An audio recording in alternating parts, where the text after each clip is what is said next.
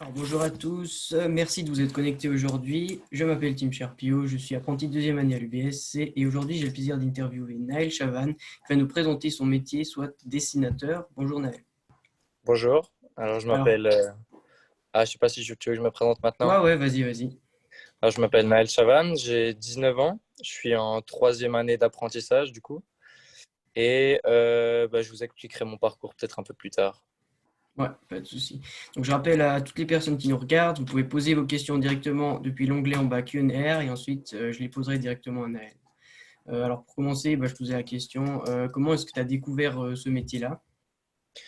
En fait, c'est venu un peu de ma famille, de mon grand-père qui était dans ce métier déjà depuis tout petit. Et puis du coup, c'est ça qui m'a donné un peu le goût de ce métier. Et j'ai toujours eu un peu envie de faire ça. Ça a été toujours un peu mon premier choix.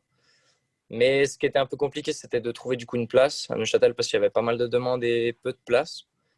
Donc j'ai commencé un peu par défaut 2 années de lycée avant de commencer cet apprentissage-là. Et après avoir commencé, là, ça fait bientôt un peu plus de 2 ans que j'ai commencé. Je suis vraiment pas déçu, quoi. Ok. Est-ce que tu pourrais par exemple raconter un petit peu en quoi consiste ton métier en général? Alors, le CFC qu'on fait, c'est vraiment un CFC de dessinateur. Donc, en fait, c'est nous qui dessinons un peu les choses qui sont imaginées et inventées par des architectes, du coup. Et du coup, on travaille un peu main dans la main avec eux. Et c'est vrai qu'en tant que dessinateur, je trouve une profession qui est assez variée. On touche à tout. On peut faire autant du chantier, ça dépend aussi bien sûr dans quel bureau on est, mais on peut travailler sur du chantier, sur du dessin à l'ordinateur, qui peut être 2D ou 3D, du dessin à la main aussi bien sûr. Et c'est vrai que c'est du coup un métier que je trouve vraiment très complet.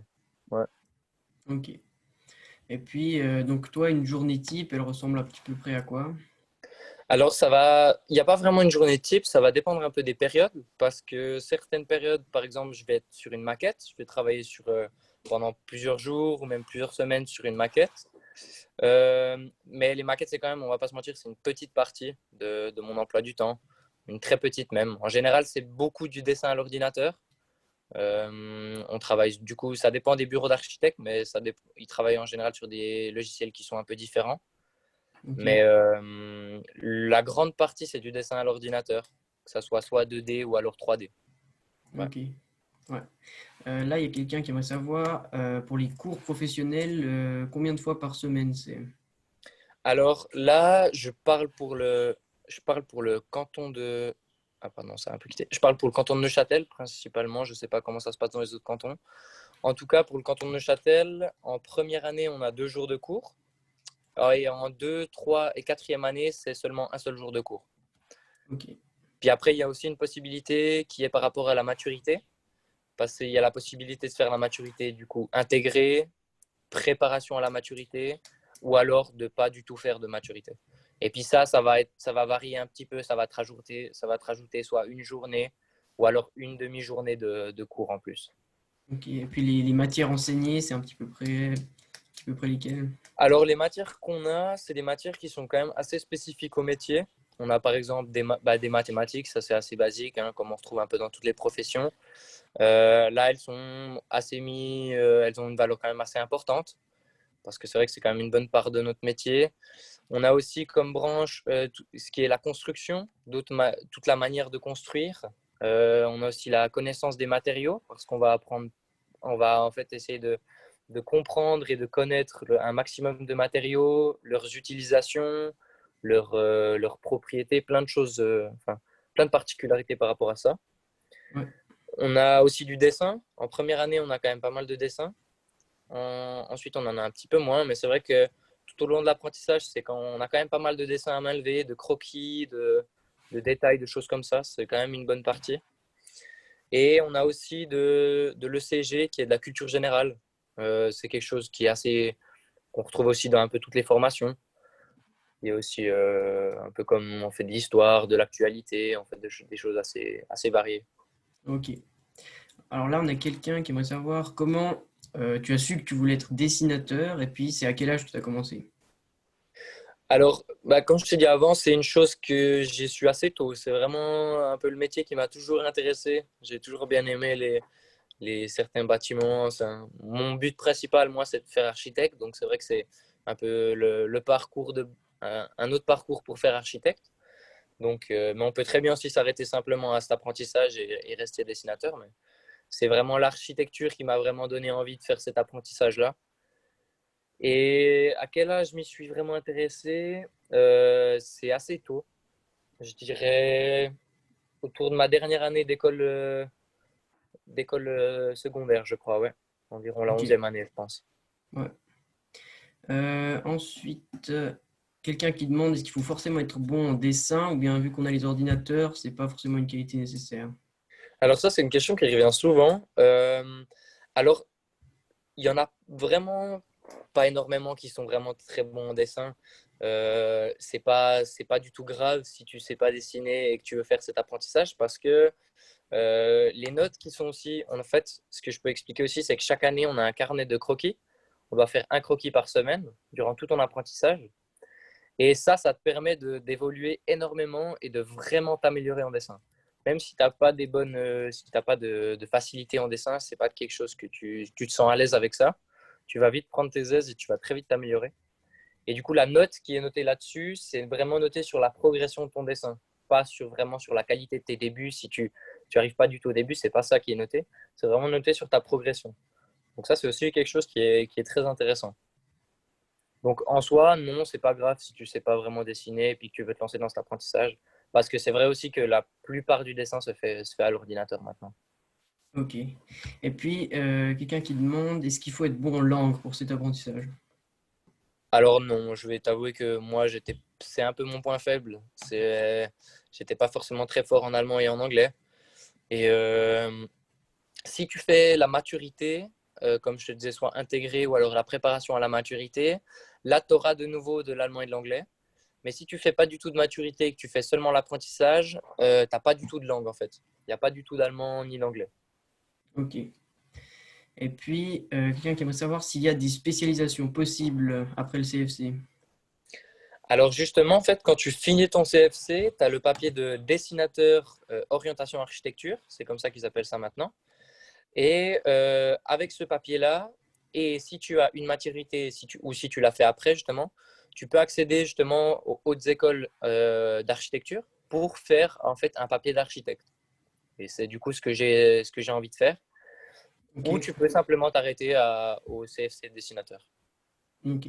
Donc toi, dans ce qui est dessinateur, c'est plus, c'est pas comme par exemple dessiner des mangas ou faire des tableaux, des trucs comme ça.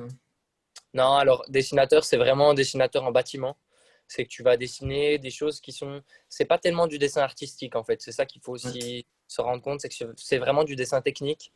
Que ça soit des dimensions que tu voudras savoir, que tu dois savoir des épaisseurs de matériaux, quels éléments vont avec quoi, comment en fait on va construire par exemple un mur, quel élément on va mettre, dans quel sens, dans quel ordre on va les mettre.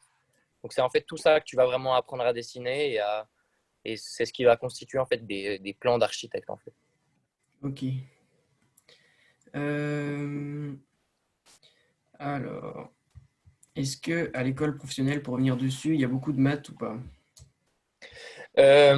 Alors, il y a pas mal de maths. C'est pas la plus grande partie. Non, c'est loin d'être la plus grande partie.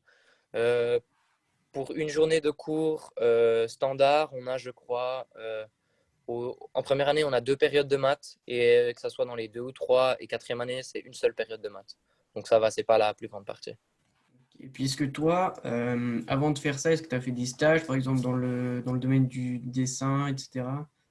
Alors j'ai fait pas mal de stages justement dans des bureaux d'architectes pour être vraiment sûr dans quoi je voulais me lancer en fait. J'ai fait, je crois, 5 ou 6 stages dans plusieurs bureaux d'architectes différents. Et puis ça m'a vraiment permis de me donner une vraie idée du métier et de se rendre compte de ce que c'est en fait. Et puis ça, je vous le conseille vraiment si vous hésitez ou si c'est quelque chose qui vous plaît avant de vous lancer vraiment là-dedans. je pense que c'est une bonne chose de faire au moins un stage pour voir un peu comment ça se passe, parce que c'est aussi un monde un peu particulier, c'est un monde d'adultes. Donc c'est vrai que c'est aussi quelque chose qui change pas mal de l'école. Ouais. Euh, alors, pour devenir dessinateur d'intérieur, est-ce que c'est le même chemin que ce que tu as fait toi?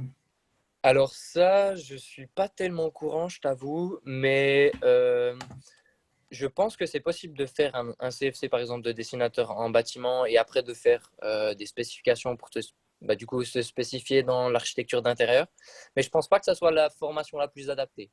À mon Ok, avis, il doit y avoir peut-être que même si tu passes par le lycée et après tu fais directement les universités, je pense que c'est presque un peu plus rapide et plus, oui, mais presque un peu plus simple, je pense. ok. Et puis, tac, tac, tac. Alors, il y a plein de personnes qui redemandent encore en quoi ça consiste le métier de dessinateur. Tu arrives juste à refaire Ouais, bien rapidement. sûr. Ben, ça consiste vraiment à dessiner ce qui va être sur les plans qui vont être du coup validés par l'architecte. En fait, tu vas dessiner les plans et après ces plans, ils vont servir à construire. Puis ça, c'est quelque chose qui est assez valorisant, je trouve, dans le métier parce que quand tu dessines quelque chose, que tu prends du temps justement à dessiner sur ces plans-là, qui sont transmis du coup après aux entreprises et qui sont faits sur place et que tu peux après aller sur le chantier voir ce qui a été fait, c'est quelque chose d'assez intéressant, je trouve. Et puis ça, c'est vraiment la grande partie du métier, c'est du dessin sur un logiciel 2D ou 3D. Et après, ces plans, du coup, c'est pour faire des plans qui vont servir à la construction, en fait. C'est vraiment ça. Ok. Donc là, on arrive gentiment au bout. Donc pour conclure, est-ce que tu aurais un conseil à donner aux personnes qui aimeraient faire ce métier, cet apprentissage? Le seul conseil que je peux vous donner, c'est si ça vous plaît, même si c'est un peu compliqué, lâchez pas, parce que ça en vaut la peine, c'est un magnifique métier. Donc, si c'est quelque chose qui vous intéresse, je vous conseille de faire des stages. Comme ça, vous pourrez vraiment être sûr que c'est quelque chose qui vous plaît. Et si vous vous lancez là-dedans, eh ben, je vous souhaite bonne chance pour la suite et plein de bonheur dans le métier, je l'espère. Ok. Alors je te remercie beaucoup, Naël, d'avoir pris du temps pour répondre à toutes Merci à ces toi. questions. Je remercie également toutes les personnes qui ont participé, qui sont connectées sur cette vidéo. Et puis, en attendant, je vous souhaite à tous une bonne journée et puis une bonne continuation professionnelle. Parfait, Voilà. merci à toi aussi. Au revoir. Ciao.